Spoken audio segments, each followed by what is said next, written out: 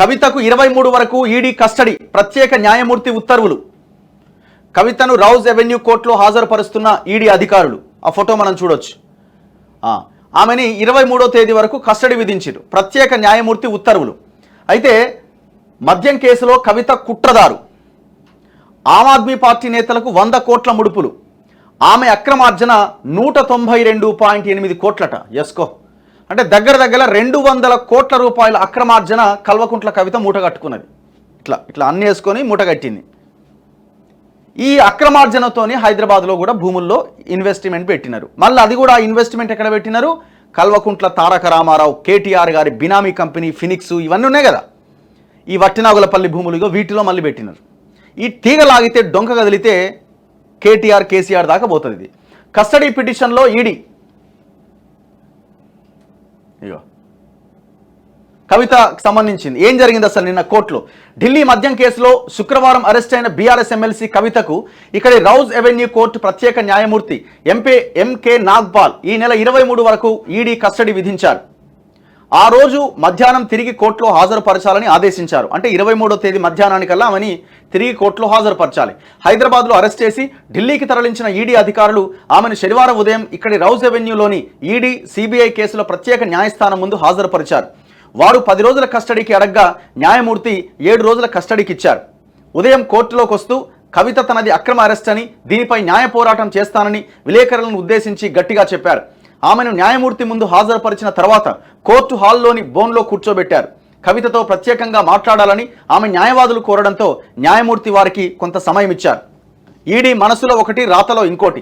తదుపరి విచారణ వరకు కవిత పైన తొందరపాటు చర్యలు తీసుకోబోమని గత సంవత్సరం సెప్టెంబర్ 15వ తేదీన ఎన్ఫోర్స్మెంట్ డైరెక్టరేట్ సుప్రీంకోర్టుకి ఇచ్చిన హామీని ఉల్లంఘించిందని సుప్రీంకోర్టు సీనియర్ న్యాయవాది విక్రమ్ చౌదరి ఆమె తరపున వాదన వినిపించారు.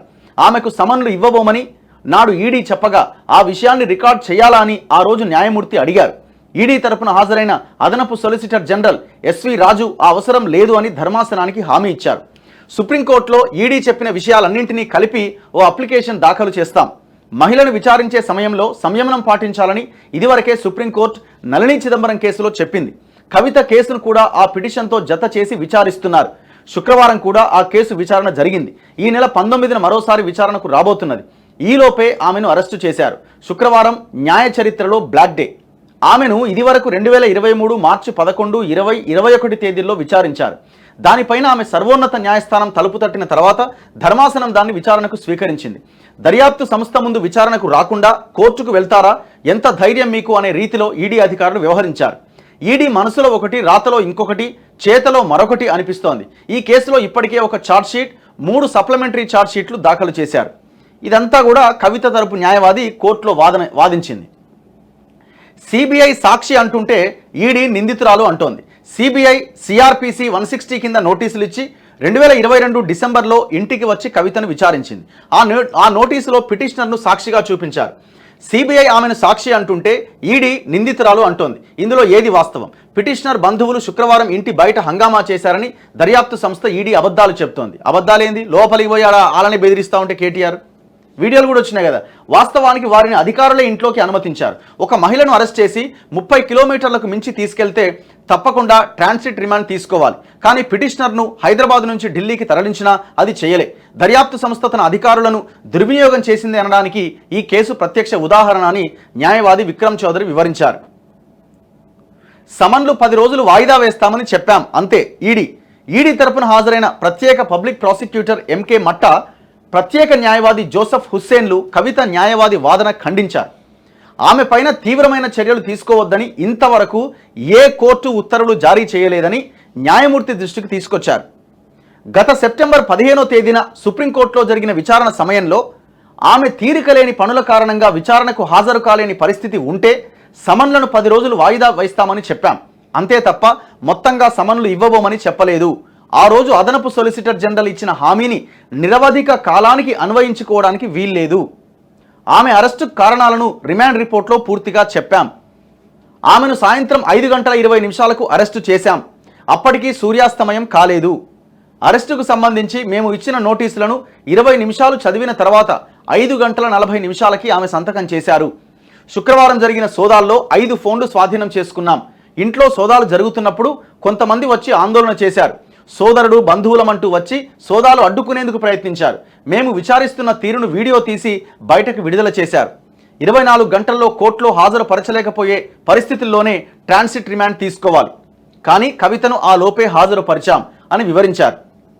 కవితకు సంఘీభావంగా ఎంపీలు వద్దిరాజు రవిచంద్ర, సురేష్ రెడ్డి, లింగయ్య, ఎమ్మెల్సీ సత్యవతి రాథోడ్, కవిత భర్త అనిల్ కుమార్ కోర్టుకొచ్చారు. వాదనలు పూర్తయ్యేంత వరకు అక్కడే ఉన్నారు. సో మొత్తానికి ఇది ఇరుపక్షాల వాదనలు కోర్టు విన్నది. కోర్టు విని వాళ్ళు 10 రోజుల కస్టడీకి అడిగితే 7 రోజుల కస్టడీకి అనుమతించారు. రేపు ఇవాళ 17 ఎల్లుండి ఈ కవిత వేసిన పిటిషన్కి సంబంధించిన విచారణ కూడా జరగబోతున్నది సుప్రీంకోర్టులో. మరి ఏం చెప్తుంది కోర్టు అన్నది చూడాలి. ఎవరి వాదనలు వాళ్ళవి ఉన్నాయి. ఈడీ మేము అంతా అనుకున్నట్టుగానే చేసినాం, సో ఎక్కడా కూడా మేము చట్టాన్ని అతిక్రమించి మేము చేయలేదని వాళ్ళు అంటున్నారు. వీళ్ళు అంటున్నారు లేదు లేదు ఇది చాలా దుర్మార్గం, ఇది అక్రమ అరెస్టు, చాలా నిబంధనలు అసలు మీరు పాటించకుండా అరెస్ట్ చేశారు, సుప్రీంకోర్టుకు ఒకటి చెప్పారు కానీ అరెస్ట్ మాత్రం చేశారని వాళ్ళు అంటా ఉన్నారు. సో ఏది ఏమైనా ఇంకొక 2-3 రోజులు ఆగితే సుప్రీంకోర్టు ఎలాంటి వ్యాఖ్యలు చేస్తుంది అన్నది చూడాలి. కవితను కలిసేందుకు కుటుంబ సభ్యులకు అనుమతి ఇచ్చినారట. ఈడీ కేసులో ఉన్న ఎమ్మెల్సీ కవితను కుటుంబ సభ్యులు కలిసేందుకు సిబిఐ ఈడీ కేసుల ప్రత్యేక కోర్టు న్యాయమూర్తి నాగ్పాల్ అనుమతి ఇచ్చారు. రోజు సాయంత్రం 6 నుంచి 7 గంటల మధ్య ఆమె భర్త అనిల్, సోదరుడు కేటీఆర్, హరీష్ రావు, కుమారుడు, న్యాయవాదులు కలిసేందుకు న్యాయమూర్తి అవకాశం కల్పించిందనట. మరోవైపు కవిత ఇంట్లో సీజ్ చేసిన ఫోన్లు, ల్యాప్టాప్లను వారి సమక్షంలో తెరిచి పరిశీలించాల్సి ఉన్నందున కవిత భర్త అనిల్ కుమార్తో పాటు ఆ పరికరాలతో సంబంధం ఉన్న వారిని సోమవారం తమ కార్యాలయానికి రావాలని ఈడీ అధికారులు నిర్దేశించినట్టుగా తెలిసింది. సో ఇట్లా మేడం గారికి సంబంధించిన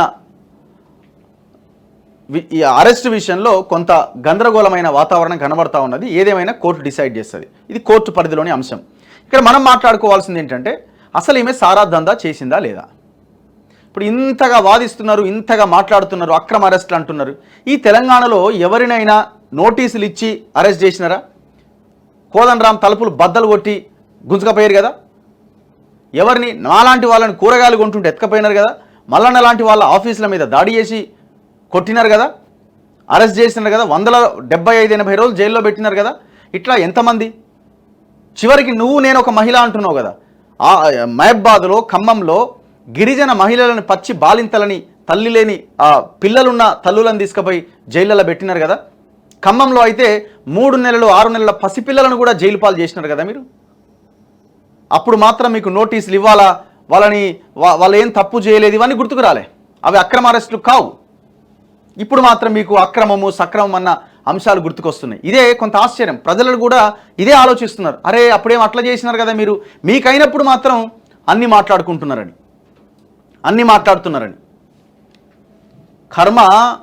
కర్మ సిద్ధాంతం అనేది ఒకటి ఉంటుంది కదా.